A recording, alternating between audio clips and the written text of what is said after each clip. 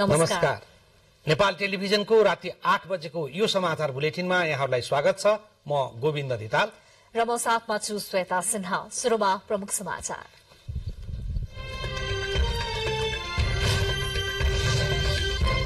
नेपाली कांग्रेस संसदीय दलको नेतामा सभापति देउवा र महामन्त्री थापाको उम्मेदवारी। देउवाको प्रस्तावक रामचन्द्र पौडेल र थापाको प्रस्तावकमा शेखर कोइराला। एमाले संसदीय दलको नेतामा पार्टी अध्यक्ष केपी शर्मा ओली निर्विरोध निर्वाचित। अध्यक्ष राजेन्द्र लिङदेन निर्विरोध निर्वाचित हुँदै राप्रपा संसदीय दलको नेता। पाल्पाको तानसेनमा घडेरी खन्दा तोपका 300 वटा गोला भेटियो। धेरै वर्ष पहिला सेनाले जमिन मुनि पुरेको हुन सक्ने प्रहरीको अनुमान। जापान विरूद्ध कड़ा सैन्य कदम चाल्ने उत्तर कोरियाको चेतावनी। जापानको सुरक्षा रणनीति आत्मरक्षाको नभई अन्य देशमा हमला गर्ने उद्देश्यले आएको उत्तरको टिप्पणी। विश्वकप फुटबलको विजेता अर्जेन्टिनाका खेलाड़ीहरूलाई देशमा भव्य स्वागत। स्वागतका लागि 10,000 मानिस सड़कमा। अर्जेन्टिनामा आज राष्ट्रिय विदाको घोषणा।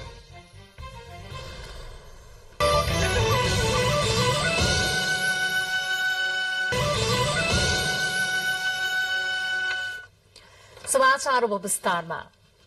निर्वाचनपछि संसदमा सबैभन्दा ठूलो दल बनेको नेपाली कांग्रेस संसदीय दलको नेतामा प्रधानमन्त्री एवं पार्टी सभापति शेरबहादुर देउवा र महामन्त्री गगन थापाले उम्मेद्वारी दिनुभएको छ। नेपाली कांग्रेसको संसदीय निर्वाचनको इतिहासमा पार्टीका सभापति र महामन्त्री दलका नेताका लागि प्रतिस्पर्धा गरेको यो नै पहिलो पटक हो। सिंहदरबार स्थित संसदीय दलको कार्यालय पुगेर प्रधानमन्त्री तथा पार्टी सभापति शेरबहादुर देउवा र महामन्त्री गगन कुमार थापाले सँगसँगै जसो उम्मेदवारी दर्ता गराउनु भएको हो। एउटै पदका लागि प्रतिस्पर्धामा उत्रिए पनि दुवै नेताको एक आपसको सौहार्दतालाई कायम गरेको दृश्य उहाँहरूको मुस्कानले झल्कन्थ्यो। नयाँ र पुरानो पुस्ताबीच प्रतिस्पर्धा आम कांग्रेसी वृत्तमा चर्चाको विषय बनिरहँदा देउवा र थापाको उम्मेदवारीले नेपाली कांग्रेसभित्रको आन्तरिक राजनीति यतिखेर तरङ्गित भएको छ। त्यसो त सबैभन्दा ठूलो दल भएकै कारणले पनि कांग्रेस संसदीय दलको नेता चयन प्रक्रियामा सबै राजनीतिक दलको उत्तिकै चासो रहेको छ। पार्टी सभापति देउवाको प्रस्तावक वरिष्ठ नेता रामचन्द्र पौडेल हुनुहुन्छ भने समर्थकमा उपसभापति पूर्णबहादुर खड्का हुनुहुन्छ। पार्टीको अघिल्लो महाधिवेशनमा देउवासँगै सभापतिमा प्रतिस्पर्धा गर्नुभएका पौडेल पछिल्लो महाधिवेशनदेखि भने देउवाको सहयोगीको रूपमा चिनिनुहुन्छ। त्यस्तै महामन्त्री थापाको प्रस्तावकमा डाक्टर शेखर कोइराला रहनु भएको छ। थापाको समर्थकमा उपसभापति धनराज गुरुङ, महामन्त्री विश्वप्रकाश शर्मा र नेता प्रदीप पौडेल हुनुहुन्छ। थापाका प्रस्तावक कोइराला पछिल्लो महाधिवेशनमा एउटै टिमबाट सभापति र महामन्त्रीमा प्रतिस्पर्धी हुनुहुन्थ्यो। संसदीय दलको नेताका लागि उम्मेदवारी दर्ता भएपछि संचारकर्मीसँग कुरा गर्दै देउवाका समर्थक उपसभापति पूर्णबहादुर खड्काले संविधानको रक्षा, स्थायित्व लगायतका लागि अनुभवी र पाको नेतृत्व आवश्यक भएकाले देउवालाई संसदीय दलको नेता बनाउनु पर्ने तर्क राख्नुभयो। अब शान्ति, स्थायी शान्तिमा परिणत भयो भन्ने एउटा ठूलो विश्वास देश र दुनियाँलाई विश्वास दिलाउनको लागि त्यो शान्ति प्रक्रियालाई पूर्णता दिनु छ। त्यो अधुरो छ।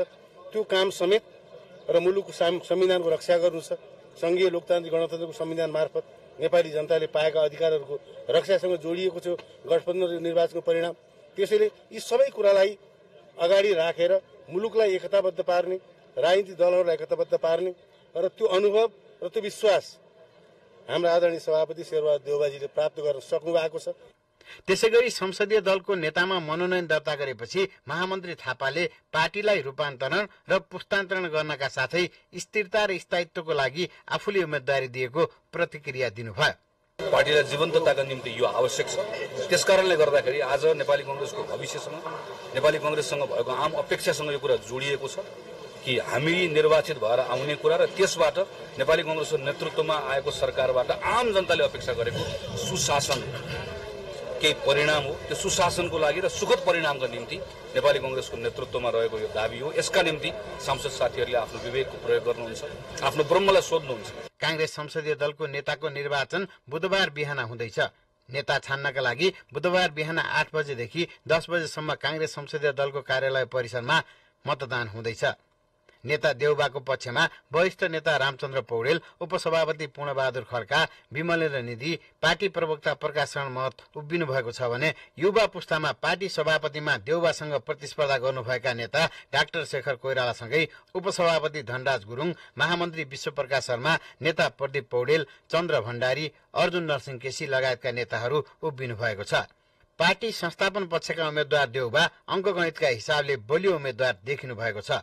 संस्थापन इतरबाट धेरै आकांक्षी रहेकाले निकै चुनौतीपूर्ण देखिएको कांग्रेस दलको नेता चयन प्रक्रियामा संस्थापन इतरबाट सहमतिका साथ एकल उम्मेदवारी दर्ता भएसँगै दलको नेता चयन प्रक्रिया थप रोचक र बढी प्रतिस्पर्धी बनेको हो। कांग्रेसमा संसदीय दलको नेता नै प्रधानमन्त्री बन्ने व्यवस्था भएकाले पनि यो प्रतिस्पर्धा पार्टीभित्र मात्रै नभएर अन्य राजनीतिक दल र आम जनताले चासोको साथ हेरेका छन्।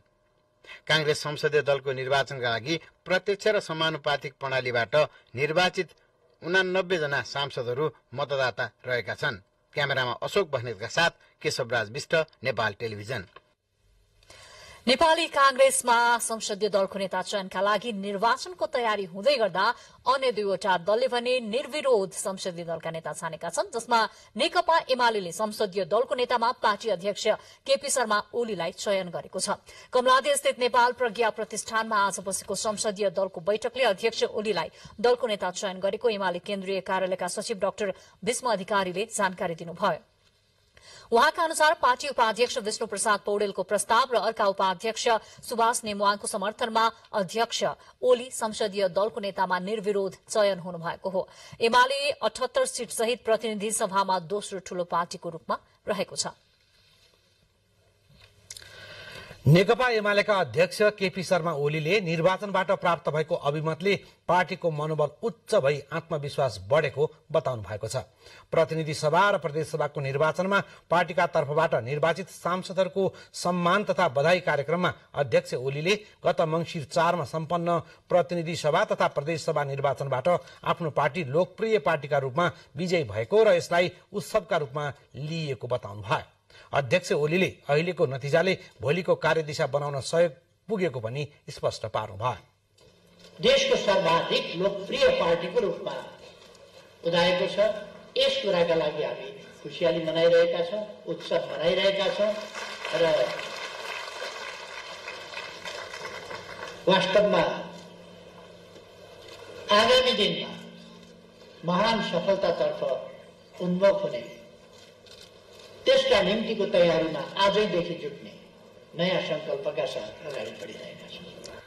कार्यक्रममा देशैभरका उम्मेद्वारहरू मध्ये सबैभन्दा बढी मत ल्याई निर्वाचित हुनुभएकोमा ओलीलाई सम्मान गरिएको थियो भने पार्टीबाट प्रतिनिधि सभा तथा प्रदेश सभाका सबै उम्मेद्वार निर्वाचित गराउन सफल भएकोमा पर्वत, अर्घाखाँची र धनकुटा जिल्लाका पार्टी अध्यक्षहरूलाई सम्मान गरिएको थियो। कार्यक्रममा देशैभरबाट एमालेका तर्फबाट निर्वाचित प्रतिनिधि सभा तथा प्रदेश सभा सदस्यको सहभागिता रहेको थियो। यता राष्ट्रिय प्रजातन्त्र पार्टीको संसदीय दलको नेतामा पार्टीका अध्यक्ष राजेन्द्र लिङदेन चयन हुनुभएको छ। आज बसेको राप्रपा संसदीय दलको बैठकले उहाँलाई सर्वसम्मत दलको नेता चयन गरेको राप्रपाका नेता दीपक बहादुर सिंहले जानकारी दिनुभयो। यस्तै बैठकले मुलुकको राजनीतिक अवस्थालाई मध्यनजर गर्दै आवश्यक निर्णय लिने अधिकार पनि पार्टी अध्यक्षलाई दिइएको जनाएको छ। राप्रपाबाट प्रतिनिधि सभा निर्वाचनमा प्रत्यक्षमा 7 र समानुपातिकमा 7 गरी 14 जना सांसदहरू निर्वाचित हुनुभएको छ। अध्यक्षमा पार्टी अध्यक्ष राजेन्द्र लिङदेनज्यूलाई सर्वसम्मतिबाट सबैले एक आवाजबाट संसदीय दलको नेतामा हामीले तोकेका छौं। समाचारको क्रममा अब केही बेर विज्ञापनको पालो। अब बाँकी समाचार। यस वर्षको मानवाधिकार पुरस्कार 2079 व्यक्तितर्फ मानवाधिकार कर्मी प्राध्यापक कपिल मान श्रेष्ठ र संस्थातर्फ मानव सेवा आश्रमलाई प्रदान गरिएको छ। कानून न्याय तथा संसदीय मामिला मन्त्रालयमा एक कार्यक्रमका बीच कानून न्याय तथा संसदीय मामिला मन्त्री ज्ञानेन्द्र बहादुर कार्कीले श्रेष्ठ र मानव सेवा आश्रमका प्रतिनिधिलाई उक्त पुरस्कार प्रदान गर्नुभएको हो। मानवाधिकार कर्मी श्रेष्ठलाई लामो समयदेखि मानवाधिकारका विभिन्न विधामा अध्ययन अनुसन्धान अध्यापन लेख प्रकाशन पैरवी संरक्षण र सम्मान सम्बन्धी कार्यमा योगदान पुर्याएको र मानव सेवा आश्रमलाई सड़कपेटी तथा अन्य सार्वजनिक स्थलमा असहाय असमर्थ बेवारिस जीवनयापन गरिरहेका व्यक्तिको लालन पालन संरक्षणमा योगदान पुर्याएको भन्दै पुरस्कार प्रदान गरिएको मन्त्रालयले जनाएको छ। पुरस्कार वितरण गर्दै मन्त्री कार्कीले मानवाधिकार कर्मी श्रेष्ठ र मानव सेवा आश्रमलाई बधाई दिनुभयो। नेपालमा मात्र दक्षिण एसियामा उहाँले अझ उदाहरणीय काम त गरिसक्नु, यसलाई उदाहरणीय रूपमा यो कृतिलाई दक्षिण एसियामा पुर्याउन सक्नुहोस्, त्यो सफलताको काम छु। विश्वमा मैले के भन्ने भनेको त्यो विश्व भनेको चाहिँ त्यो एउटा केवल भाषण मात्रै, तर दक्षिण एसिया यो सम्भावनाको कुरा छ। कानून न्याय तथा संसदीय मामिला मन्त्रालयले स्थापित पुरस्कारको राशि 1,11,111 रहेको छ। हरेक वर्ष अन्तर्राष्ट्रिय मानव दिवसको अवसरमा पुरस्कार प्रदान गर्ने गरी मन्त्रालयले 2078 सालबाट मानवाधिकार पुरस्कार प्रदान गर्दै आएको छ। नेपाली कांग्रेसका महामन्त्री विश्वप्रकाश शर्माले सत्ताको आकांक्षाका लागि विगतमा बनाएको गठबन्धन भत्काएर अर्को गठबन्धन बनाउन नहुने बताउनु भएको छ। नेपाल ट्रेड युनियन कांग्रेसले काठमाडौँमा आयोजना गरेको कार्यक्रममा महामन्त्री शर्माले निर्वाचनमा जाँदा एउटा गठबन्धन बनाउने र चुनाव सकिएपछि सत्ताको आकांक्षाका लागि अर्को गठबन्धन बनाउन नहुने बताउनु भएको हो। सत्ताको आकांक्षा आग्रह पूर्वाग्रह भन्दा माथि उठेर अहिलेको गठबन्धनलाई जोगाएर जाने कुरामा कांग्रेस माओवादी र समाजवादीका अध्यक्षहरू गम्भीर हुनुपर्ने उहाँको भनाइ छ। राष्ट्रपतिको चयन हुँदै गर्दा सभामुखको चयन हुँदै गर्दाखेरि आवश्यक राख्ने सहमति सन्तुलन परिपक्वता गम्भीरता राखेर एउटा निष्कर्षमा पुग्नुपर्छ र त्यो निष्कर्षमा पुग्दै गर्दाखेरि राष्ट्रपति को बन्ने भन्ने विषय कम प्राथमिकताको विषय बन्नै हुँदैन, किनभने राष्ट्रपतिको भूमिका अघिल्लो राष्ट्रपतिको भूमिकाको कारण गणतन्त्रले पनि अलिअलि आलोचना बेहोरेको छ। हामी यस्तो राष्ट्रपति चाहन्छौँ जुन राष्ट्रपति व्यक्तिका रूपमा मात्रै होइन प्रवृत्तिका रूपमा पनि शीतल निवासमा रहँदै गर्दाखेरि उहाँको भूमिकाको कारण उहाँको कर्मको कारण उहाँको प्रवृत्तिको कारण गणतन्त्रको प्रशंसा हुन सकोस्। महामन्त्री शर्माले सिद्धान्त र कामको बलमा ट्रेड युनियनलाई बलियो बनाएर लैजानुपर्ने धारणा राख्नुभयो। प्रदेशसभा निर्वाचनको अन्तिम नतिजा सार्वजनिक भएसँगै देशभरका विभिन्न प्रदेशहरूमा पनि सरकार गठनका लागि दलहरूले आन्तरिक गृह कार्य शुरू गरेका छन्। बागमती प्रदेशमा संसदीय दलको नेता र मुख्यमन्त्रीका लागि दलहरूभित्र रस्साकसी शुरू भएको छ। 110 जना प्रदेशसभा सदस्य रहेको बागमती प्रदेशमा 7 वटा राजनीतिक दलको प्रतिनिधित्व छ। सत्ता गठबन्धनमा रहेका दलहरूको सरकार बनाउन स्पष्ट बहुमत रहेकोले सत्ता गठबन्धनबाट निर्वाचित प्रदेशसभाका सदस्यहरू संसदीय दलको नेता बन्ने कसरतमा लागेका हुन्। सत्ता गठबन्धनमा रहेका नेपाली कांग्रेस, नेकपा माओवादी केन्द्र र नेकपा एकीकृत समाजवादीका सांसद तथा नेकपा एमालेका सांसदहरूले पनि संसदीय दलको नेता बन्न दौड़धूप शुरू गरिसकेका छन्। पूर्व पश्चिम राजमार्ग स्थित सप्तरीको रूपनीमा टिपरको ठक्करले एकजना बालिकाको मृत्युपछि अवरुद्ध रहेको सड़क आज साँझदेखि सञ्चालनमा आएको छ। स्थानीय बासिन्दा र प्रहरीबीच भएको 6 बुँदे सहमतिपछि दिनभरि अवरुद्ध रहेको पूर्व पश्चिम सड़क साँझदेखि सञ्चालनमा आएको हो।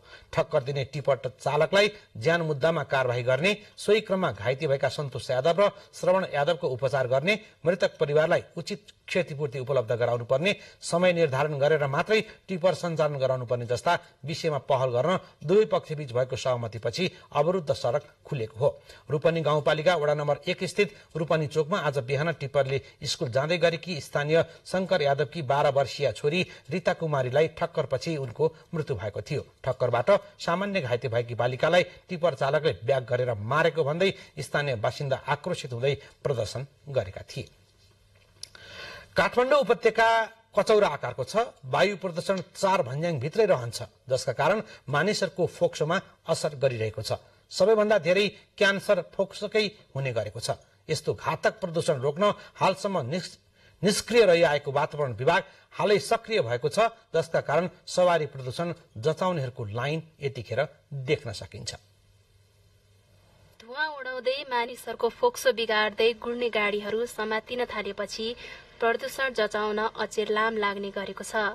काठमाडौँ उपत्यकामा यातायात व्यवस्था कार्यालय, एकान्त कुना, ठूलो भर्याङ, टेकु र भक्तपुरको सल्लाघारी लगायतका सीमित ठाउँमा मात्र सवारी प्रदूषण जाँच गरिन्छ। काठमाडौँ बाहिरका 13 ठाउँका यातायात व्यवस्था कार्यालयबाट सवारी प्रदूषण जाँच हुने यातायात व्यवस्था विभाग एकान्त कुनाले जनाएको छ। तर हाल सबै सवारी साधनले प्रदूषण जाँच गर्नुपर्ने भएकोले जताततै लाम छ। यातायात व्यवस्था कार्यालय एकान्त कुनामा पनि 2वटा काउन्टरमा गरी दिनमा 300 जति मोटरहरूको मात्रै प्रदूषण परीक्षण हुन्छ। उपत्यकामा एक दिनमा जम्मा 1000 वटाको परीक्षण हुन सक्ने क्षमता छ। तर हाल सवारी साधन भने 3,50,000 भन्दा बढी काठमाडौँमा मात्र छन्। यी सबै सवारी साधनको सवारी प्रदूषण जाँच गर्ने एउटा कार्यालयले दैनिक 2000 परीक्षण गर्नुपर्ने विभागले बताएको छ। हाम्रोबाट चाहिँ दिनको चाहिँ 2टा काउन्टरबाट 150 गरेर 300 म्याक्सिमम गर्दाखेरि चाहिँ के अरे उसबाट पनि चाहिँ 150, सानो भर्याङबाट 150, उताबाट 150 र 3 ठाउँबाट 150, 450 र 300, 750 छ। तर गाडीहरूको चाहिँ एभरेज चाहिँ हामीले गर्दाखेरि चाहिँ पर डे चाहिँ हामीले चाहिँ 2000 गाडीको गर्नुपर्ने देखिँदो रहेछ एभरेजमा आउँदाखेरि।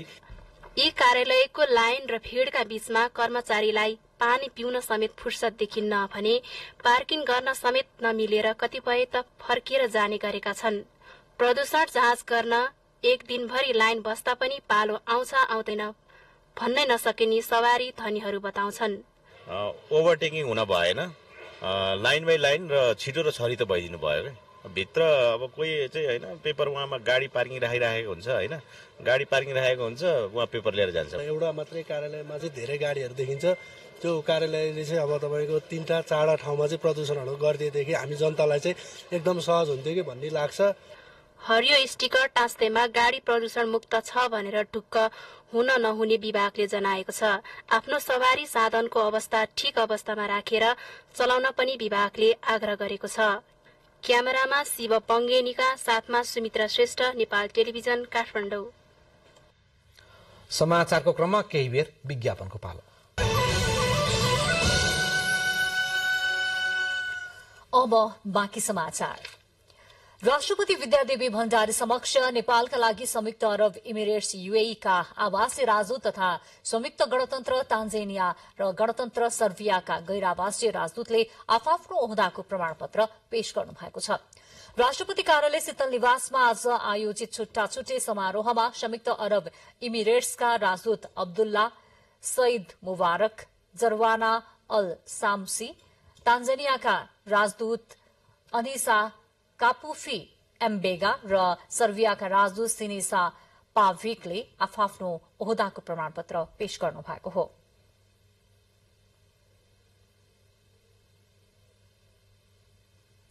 कार्यक्रममा नेपाल सरकारका उच्च पदस्थ अधिकारीहरूको सहभागिता रहेको राष्ट्रपति कार्यालयले जनाएको छ।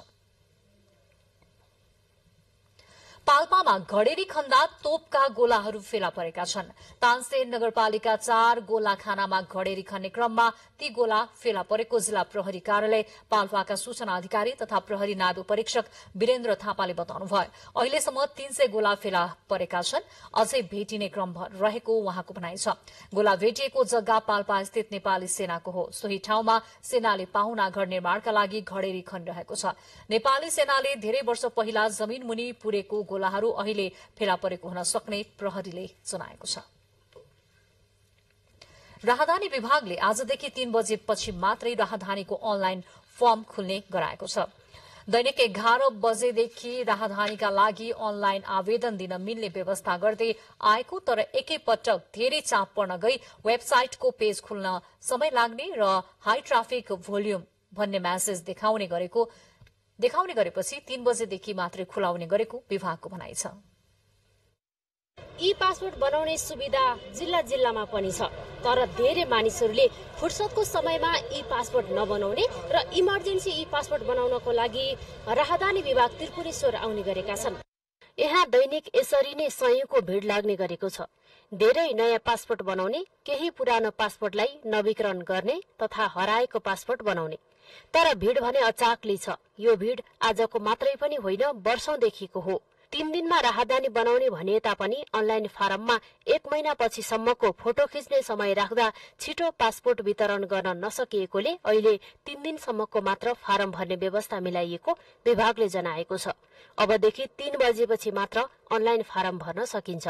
हिजो लाइन बस्यो, हिजो पनि पालो पाइन्न र अब आज पनि लगभग 8 बजेदेखि लाइन बसेको हामी बल्ल बल्ल भित्र राजस्व तिर्यौं। इमर्जेन्सी भनेको आज र आजै जस्तै यस्तो त नबन्ने रहेछ। यहाँ धेरै झमेला छ। हेर्नुहोस् यहाँ तपाईँको सिस्टमै छैन। अब यो मान्छेलाई दुःख दिने जस्तो काम छ यहाँ त। तर केही मानिसहरू भने हतारमा पासपोर्ट बनाउन चाहन्छन्, तर पासपोर्ट बनिसकेपछि वर्षौंसम्म पनि पासपोर्ट लिन आउँदैनन्। विभागमा देखिएको यी पासपोर्टहरू 1 वर्ष अगाडिदेखि बनेका पासपोर्ट हुन्, तर लिन आएका छैनन्। एकातिर बढ्दो चापलाई न्यूनीकरण गर्न विभागले जनशक्ति व्यवस्थापन गर्न सकेको छैन भने अर्कोतिर तत्काल आवश्यक नहुनेहरू पनि जिल्ला जानुभन्दा यही पासपोर्ट बनाउन सहज ठान्छन्। राजधानी विभाग बाहेक 77 वटा जिल्ला अनि 17 वटा इलाका प्रशासन कार्यालयबाट आवेदन दिन पाइन्छ। अनि हाम्रो हुलाक सेवासँग सम्झौता पनि छ। हामीले चाहिँ सुगम जिल्लाहरूमा 15 देखि 20 दिनमा पासपोर्ट डेलिभरी पनि गरिरहेछौँ। अब अलि पहाडी जिल्लातिर चाहिँ अलि समय लाग्ने चाहिँ गरेको छ, 20 देखि 25 दिनसम्म लाग्ने चाहिँ गरेको छ। त्यही भएर हामी चाहिँ के भन्छौँ भने जिल्लामा राजधानी सहज रूपमा पाउनुहुन्छ भने काठमाडौँ आउनु पर्दैन। आफूलाई समय छ भने समय अगाडि नै प्लान गर्नुहोस्, आफ्नो राजधानी के कामको लागि चाहिएको अगाडि नै बनाउनुहोस् भन्ने हामी भन्न चाहन्छौँ। समयमै बनाउँदा 5000मै ई पासपोर्ट तयार हुन्छ भने हतारमा बनाउनु पर्दा 12000 लाग्छ। तर धेरैजसो मानिसहरू फुर्सदको समयमा पासपोर्ट नबनाउने र वैदेशिक रोजगार तथा घुम्न जाने अवसर मिलेपछि छिटो पासपोर्ट लिने ठाउँ यही भएकोले त्रिपुरेश्वर नै धाउने गरेको सेवाग्राहीको भनाइ छ। क्यामेरामा सुरेन्द्र आचार्यको साथमा दुर्गा खड्का, नेपाल टेलिभिजन। चितवनको नारायणी नदीमा सञ्चालन भएको मोटर बोटले आन्तरिक पर्यटकहरू आकर्षित गरेको छ। चितवनको नारायणघाट भएर बग्ने नारायणी नदीमा मोटर बोट चढ्न जानेहरू वृद्धि हुँदै गएपछि स्थानीय पर्यटन व्यवसायीहरू पनि उत्साहित छन्। चितवनमा राष्ट्रिय निकुञ्ज घुम्न जाने पर्यटकहरूलाई नारायणी नदीमा मोटर बोटले थप आकर्षित गरेको नारायणी मोटर बोट व्यवसायी संघका अध्यक्ष अशेष मल्लले बताउनु भयो।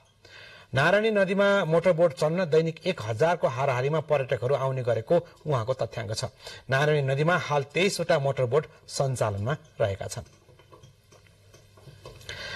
खाद्य व्यवस्था तथा व्यापार कम्पनी लिमिटेड मुख्य शाखा कार्यालय नेपालगञ्जले नेपाली किसानले उत्पादन गरेको धान खरिद गर्न शुरू गरेको छ।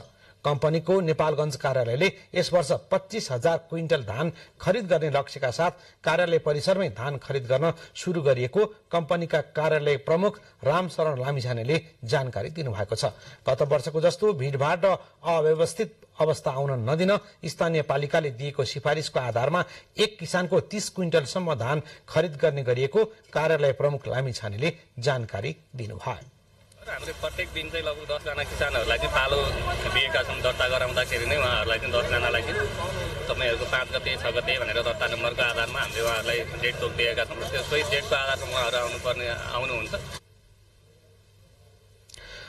बुलेटिनमा समाचारहरू जारी नै छन्। त्योभन्दा पहिले प्रमुख समाचार एकपटक फेरि।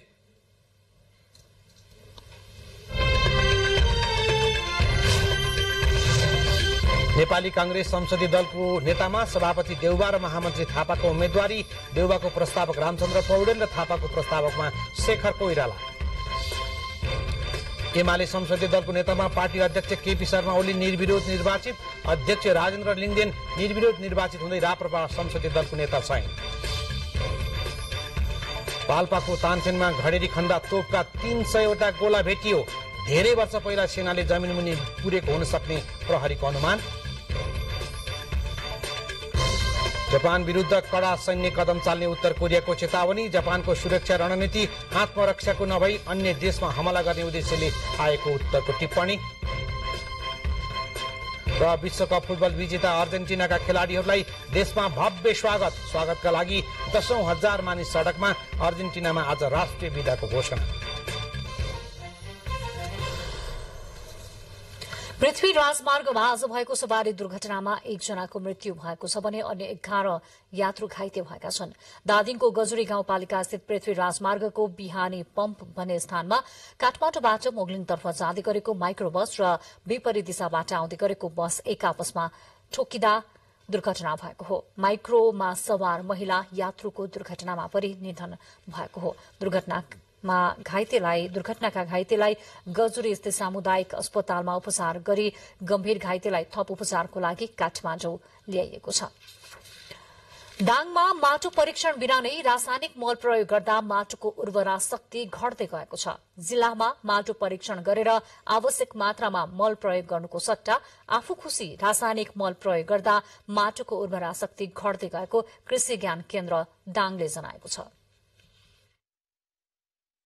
कृषियोग्य जमिन प्रशस्त रहेको दाङमा अनियन्त्रित रूपमा रासायनिक मल प्रयोग गर्दा माटोको उर्वरा शक्ति घट्दै गएको कृषि ज्ञान केन्द्र दाङले जनाएको छ। रासायनिक मलको असन्तुलित प्रयोगले नाइट्रोजन, फस्फोरस र पोटासको मात्रा माटोमा कम देखिने र उत्पादनमा ह्रास आउने क्रम बढ़िरहेको कृषि ज्ञान केन्द्र दाङका कृषि अधिकृत देवा महरा बताउनुहुन्छ। कृषि उत्पादन बढ़ाउने उद्देश्यले किसानहरूले युरिया, डीएपी लगायतका रासायनिक मलको अत्यधिक प्रयोग गर्ने र यसले वर्षेनी माटोको उर्वरा शक्तिमा कमी ल्याउने काम गरिरहेको कृषि विज्ञहरूको भनाइ छ। दाङका किसानले धान, मकै, तोरी, मसुरो, गहुँ लगायतका बालीमा युरिया, डीएपी लगायतका मलसँगै कीटनाशक औषधि पनि बढ़ी नै प्रयोग गर्ने गरेका छन्। किसानले प्राङ्गारिक मलका रूपमा गाईबस्तुको गोबरसँगै केही उद्योगहरूले उत्पादन गरेको प्रारङ्गिक मलको प्रयोग गर्ने गरे पनि त्यो नगण्य मात्र रहेको उनीहरूकै भनाइ छ। माटोको उर्वरा शक्ति हराउँदै गए पनि जिल्लामा माटो परीक्षण गर्ने विज्ञ भने छैनन्। 2057 सालमा दाङमा माटो परीक्षणका लागि मिनी ल्याब स्थापना भए पनि अहिले माटो परीक्षणका लागि माटो विज्ञको दरबन्दी काटिएको कृषि ज्ञान केन्द्र दाङले जनाएको छ। कार्यालयमा माटो विज्ञ हुँदा वार्षिक रूपमा करिब 1200 किसानले माटो परीक्षण गर्ने गरेको भए पनि पछिल्लो समय वार्षिक रूपमा 150 जना किसानले मात्रै माटो परीक्षण गर्ने गरेको कृषि ज्ञान केन्द्र दाङले जनाएको छ। व्यवसायिक रूपमा जुन खेती गरिरहनुमा छ, हाम्रो तरकारी, फलफूल जुन अहिले आइरहेछ नि व्यवसायमुखी गर्ने युवाहरू जुन विदेशबाट आएर फर्केर गरिराख्नु भएको छ, हरेक जग्गाहरू लिजमा लिएर ठाउँ ठाउँमा गरिराख्नु भएको छ। अनि त्यस्ता किसानहरूले हामीले आफ्नो व्यवसाय सुरु गर्नुभन्दा अगाडि पनि हामीले माटो चेक गर्छौँ, हेर्छौँ कस्तो छ भनेर आउनु भएको छ। कतिले आफ्नो समस्या देखेपछि, बालीमा त्यस्तो समस्याहरू देखेपछि माटोकोमा कुनै कारणले हो कि भनेर ल्याबमा हामीसँग सम्पर्कमा आएर चेक जाँच गरिराख्नु भएको छ। माटो परीक्षणका क्रममा नाइट्रोजन, फस्फोरस र पोटास लगायतका तत्त्वमा कमी देखिने गरेको कृषि ज्ञान केन्द्र दाङले जनाएको छ। जिल्लाको 69,950 हेक्टर खेतीयोग्य जमिन मध्ये करिब 65,980 हेक्टर जमिनमा खेती हुने गरेको छ। सन्तोष सुवेदी, नेपाल टेलिभिजन, लुम्बिनी प्रदेश, दाङ। फेरि पनि किसानकै कुरा छन्। कास्कीका किसानहरूले व्यावसायिक रूपमै कालिज पाल्न थालेपछि राम्रो आमदानी गर्न थालेका छन्। कालिजको अण्डा र चल्ला बिक्री हुन थालेपछि उनीहरूको आमदानी बढेको हो। बजारको समस्या नभएकोले पनि व्यवसाय फस्टाउँदै गएको किसानहरूको भनाइ छ। जंगलमा मात्र पाइने कालिज अचेल कास्कीका किसानहरूले व्यावसायिक रूपमै पाल्न सुरु गरेपछि मनग्गे आमदानी लिन समेत सफल भएका छन्। कालिजको चल्ला र मासुको समेत माग बढ्दै गएको र बजारको समस्या नभएको हुँदा व्यवसाय फस्टाउँदै गएकोले किसानहरू पनि उत्साहित भएका हुन्। पोखरा महानगरपालिका 26 को गुन्देताल नजिकै खेर गइरहेको पुर्खौली जमिनमा 3 वर्ष पहिलेदेखि कालिज पाल्न थालेका प्रकाश कोइरालाले कालिजको चल्ला र मासु बिक्रीबाट हरेक वर्ष 12 देखि 15 लाख रुपैयाँसम्म आमदानी लिन सफल हुनुभएको छ। मासुको परिकार मध्ये अन्य पंक्षीको भन्दा कालिजको मासुको स्वाद फरक हुने भएकाले आफूले 1 करोड 50 लाखको लगानी गरी 7-8 जनालाई रोजगारी दिन र मनग्गे आमदानी लिन सफल भएको कुनो एकीकृत कृषि फर्मका सञ्चालक प्रकाश कोइरालाको भनाइरहेको छ। अहिले चाहिँ हामीले चाहिँ लगभग हाम्रो चाहिँ सबै प्रदेशमा चाहिँ हामीले चाहिँ हाम्रो चल्लाहरू चाहिँ पुगेको छ। अब पहिला जस्तो चाहिँ चल्ला बेचेर यसरी कमाउँछु भन्दा पनि आफ्नो उत्पादन आफैले हुर्काएर चाहिँ आफैले बेच्दाखेरि चाहिँ म एकदम सन्तुष्ट छु। फार्मबाट चाहिँ वार्षिक अब अहिले चाहिँ त्यही 12-15 लाख रुपियाँ जस्तो चाहिँ वार्षिक प्रफिट हुन्छ। गण्डकी प्रदेशको कास्की, तनहुँ, गोर्खा लगायत देशका 7वटै प्रदेशका अधिकांश जिल्लाका किसानहरूले रिग्नेट जातका कालिजका चल्लाको माग गर्न थालेपछि अण्डा र चल्लाको संख्या समेत बढाएर पंक्षी व्यवसाय फस्टाउँदै गएको छ। अन्य कामको खोजीमा विदेश पुगेर भौतारिनु भन्दा आफ्नै देशमा मेहनत गर्न सके यहीँको माटोमा सुन फलाउन सकिन्छ भन्ने कुरा कालिज पालन व्यवसायबाट प्रेरणा लिन सकिन्छ। परशुराम शर्मा, नेपाल टेलिभिजन, गण्डकी प्रदेश, कास्की, पोखरा। अब एउटा अन्तर्राष्ट्रिय प्रसंग। उत्तर कोरियाले जापान विरुद्ध कड़ा सैन्य कदम चाल्ने चेतावनी दिएको छ। जापानले आफ्नो राष्ट्रिय सुरक्षा रणनीति घोषणा गरेको 4 दिनपछि उत्तरले यस्तो चेतावनी दिएको हो। उत्तर कोरियाली विदेश मन्त्रालयले राष्ट्रिय सुरक्षा रणनीति मार्फत जापानले आत्मरक्षाका निम्ति नभई अन्य देशमा हमला गर्न आफ्नो सैन्य शक्ति विस्तार गरेको टिप्पणी गरेको छ। मन्त्रालयले जारी गरेको विज्ञप्तिमा अमेरिकाले जापानको सैन्य महत्वाकांक्षा बढाएर कोरियाली प्रायद्वीपको शान्तिलाई कमजोर पार्ने प्रयास गरेको आरोप लगाइएको छ। उत्तर कोरियामाथि आक्रमण गर्ने अमेरिकी प्रयासलाई विफल तुल्याउन नयाँ रणनीतिक हतियार विकास गर्न आफूलाई बाध्य पारिएको दाबी पनि उत्तर कोरियाको छ। यसैबीचमा अमेरिकाले कोरियाली प्रायद्वीप नजिक लडाकु बम वर्षक विमान सहितको सैन्य गस्ती गरेको छ। दक्षिण कोरियाली सेनासँगको सहकार्यमा अमेरिकाले लडाकु विमान सहितको हवाई गस्ती गरेको हो। जापानको नयाँ सैन्य नीति र दक्षिण कोरियासँग अमेरिकी सहकार्यलाई लिएर सशंकित बनेको उत्तर कोरिया त्यसैको भरमा जापान विरुद्ध आक्रामक बनेको विश्लेषण गरिएको छ। समाचारको क्रममा फेरि केही बेर विज्ञापनको पालो। अब आर्थिक समाचार। अबदेखि वैदेशिक रोजगारीमा जाने श्रमिकहरू पनि सामाजिक सुरक्षा योजनामा समावेश हुन पाउने भएका छन्। सामाजिक सुरक्षा कोषले राजधानीमा आयोजना गरेको कार्यक्रममा वैदेशिक रोजगारीमा जाने श्रमिक तथा त्यहाँ स्वरोजगार भएकालाई समेट्न कार्यविधि सार्वजनिक गरेपछि उनीहरू सामाजिक सुरक्षा योजनामा समावेश हुन पाउने भएका हुन्। कोषले वैदेशिक रोजगारमा रहेका श्रमिक र वैदेशिक स्वरोजगारमा रहेका व्यक्तिका लागि योगदानमा आधारित सामाजिक सुरक्षा योजना सञ्चालन कार्यविधि 2079 र अनौपचारिक क्षेत्रका श्रमिक र स्वरोजगारमा रहेका व्यक्तिको सामाजिक सुरक्षा सञ्चालन कार्यविधि 2079 सार्वजनिक गरेको छ। कार्यविधि सार्वजनिक गर्दै श्रम रोजगार तथा सामाजिक सुरक्षा मन्त्री शेरबहादुर कुँवरले कार्यविधि बनाउने मात्रै नभएर त्यसको कार्यान्वयन प्रभावकारी ढंगले गर्नुपर्ने बताउनुभयो। यी बनाएका चीजहरू तराजमा थन्क्याउनको लागि बनाएका होइन। एक दिन कार्यक्रम गर्यौं, पत्रकार साथीहरू आउनुभएको छ, अगाडि फोटो सेसन गर्यौं, 2-4 दिन चर्चाको विषय बन्यो, तर ती पत्तो रहँदैनन्। त्यस्तो हुने गरी हामीले गर्नु। कुनै पनि काम सुरु गरेपछि त्यसको कार्यान्वयन पक्षमा ध्यान दिनुपर्ने श्रम मन्त्री कुँवरको जोड थियो। सिलसिला आर्थिक समाचारकै छ। सरकारले सामान आयातमा लगाएको प्रतिबन्ध खुलाएपछि बैंकहरूले भने प्रतिपत्र एलसी खोल्न मानेका छैनन्। सरकारले गाडी लगायत विलासी वस्तुको आयातमा खोल्ने निर्णय गरे पनि राजपत्रमा सूचना प्रकाशित नभएका कारण बैंक तथा वित्तीय संस्थाहरूले एलसी खोल्न मानिरहेका छैनन्। सरकारले चारपाङ्ग्रे गाडी, मोटरसाइकल, मोबाइल तथा विदेशी मदिरा आयातमा लगाएको प्रतिबन्ध हटाएको छ, तर बैंक तथा वित्तीय संस्थाहरूले भने प्रतिपत्र एलसी खोल्न मानेका छैनन्। सरकारले गत मङ्सिर 29 गतेबाट आयातमा प्रतिबन्ध लगाएका वस्तुको प्रतिबन्ध फुकुवा गरेको थियो, तर प्रतिबन्ध फुकुवाको सूचना राजपत्रमा प्रकाशित नभएको र राष्ट्र बैंकले ती वस्तुको आयात खुलेको बैंक तथा वित्तीय संस्थालाई सूचना जारी नगर्दा बैंकहरू एलसी खोल्ने वा नखोल्ने भन्ने विषयमा अन्यल रहेको नेपाल बैंकर संघको भनाइ छ। सूचना आउँदै राजपत्र प्रकाशन हुँदै गइरहेको थियो। उद्योग मन्त्रालयबाट पनि चाहिँ पत्र आउँथ्यो, राष्ट्र बैंकले सर्कुलर जारी गर्थ्यो, त्यही ट्रेन्डमा गइरहेको थियो।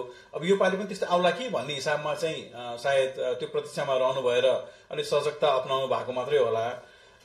तर हामीले पनि अब त्यही हिसाबले छलफल गरेर राष्ट्र बैंकसँग पनि छलफल गर्यो र पुस 1 गतेदेखि नै त्यसो खोल्नलाई चाहिँ कुनै पनि प्रतिबन्ध छैन भन्ने हिसाबमा हामीले त्यो कम्युनिकेसन चाहिँ बैंकहरूमा पनि पास गरिसकेका छौं। आयात खुल्ला गरेको विषयमा केन्द्रीय बैंक, वाणिज्य मन्त्रालय र बैंकहरूको समन्वय भए तुरुन्तै एलसी खोल्ने पक्षमा बैंकहरू रहेको संघले जनाएको छ। क्यामेरामा रोबिन दाहालका साथ पवन वर्षा शाह, नेपाल टेलिभिजन, काठमाडौँ। आर्थिक पछि अब खेल समाचार।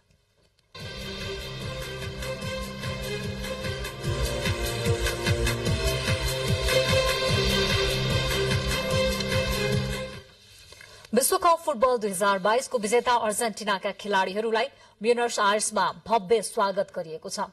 उपाधि जितेर स्वदेश फर्किएको अर्जेन्टिनी फुटबल खेलाड़ीहरूलाई विमानस्थलबाट शहरका विभिन्न भागसम्म भव्य स्वागत गरिएको छ। खेलाड़ीहरूलाई हजारौं मानिसहरूले लामबद्ध भएर स्वागत गरेका थिए। चर्चित अर्जेन्टिनी स्ट्राइकर तथा अर्जेन्टिनाका क्याप्टेन लियोनल मेसीलाई उनीहरूले विशेष सम्मान व्यक्त गरेका थिए। खेलाड़ीहरूलाई खुला छत भएको बसमा राखेर शहरका विभिन्न भागहरूको परिक्रमा गराइएको छ। शहरको परिक्रमा अवधिभर मेसीले विश्वकपको ट्रफी उचालेका थिए। प्रशंसकहरूले हात हल्लाएर र अर्जेन्टिनाको झण्डा फहराएर खेलाड़ीहरूको सम्मान गरेका थिए। अर्जेन्टिनाका राष्ट्रपति अल्बर्टो फर्नान्डेजले आज विजय उत्सव मनाउन राष्ट्रिय विदाको घोषणा गर्नुभएको छ। अब घरभित्रकै फुटबलको चर्चा गरौं। अखिल नेपाल फुटबल संघ एन्फाले franchise football Nepal super league NSL सञ्चालनका लागि 8 वर्षको सम्झौता गरेको छ। लीग आयोजना सम्बन्धमा एन्फा र आयोजक Nepal Nepal event management company प्रालीबीच आज सम्झौता भएको हो। सम्झौता पत्रमा एन्फाको तर्फबाट महासचिव किरण राई र नेपाल इभेन्ट म्यानेजमेन्ट कम्पनी प्रालीका अध्यक्ष आश्रयता कार्की चौधरीले हस्ताक्षर गर्नुभयो। सम्झौता अनुसार नेपाल इभेन्ट म्यानेजमेन्ट कम्पनी प्रालीले एनएसएल आयोजनाका लागि एन्फालाई 17 करोड़ 21 लाख रुपियाँ उपलब्ध गराउनेछ। सम्झौतासँगै आजै अध्यक्ष चौधरीले एनएसएल को पहिलो सिजनका लागि 15 लाख रुपियाँको चेक पनि एन्फा महासचिव राईलाई हस्तान्तरण गर्नुभयो।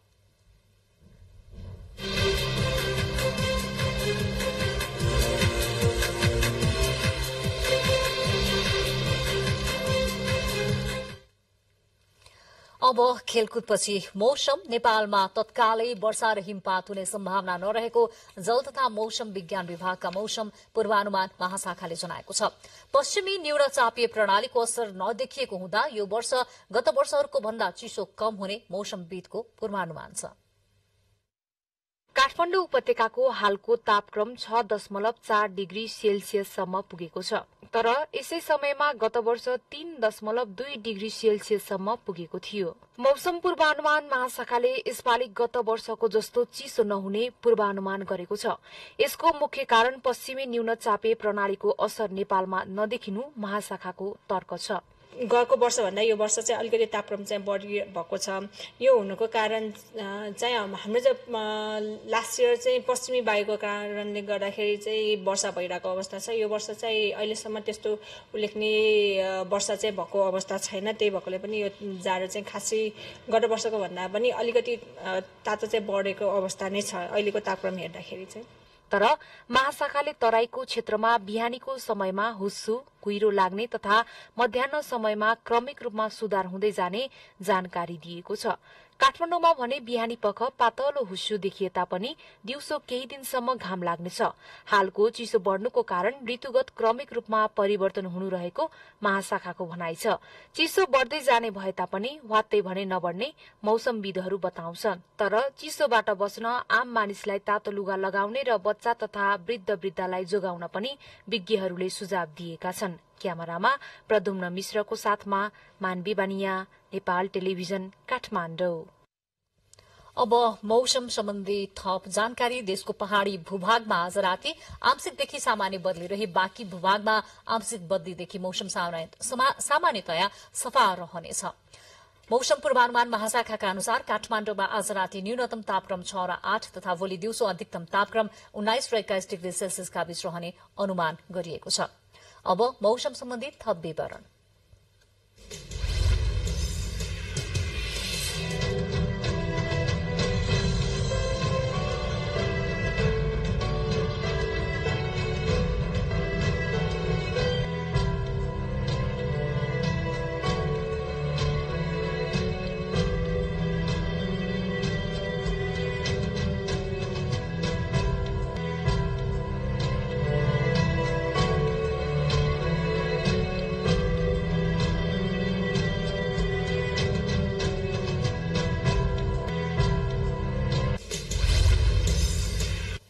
यिनै विविध समाचारका प्रसंगहरूसँगै हामी समाचार बुलेटिनको अन्त्यमा आइसकेका छौं। अन्त्यमा प्रमुख समाचार पुनः एकपटक।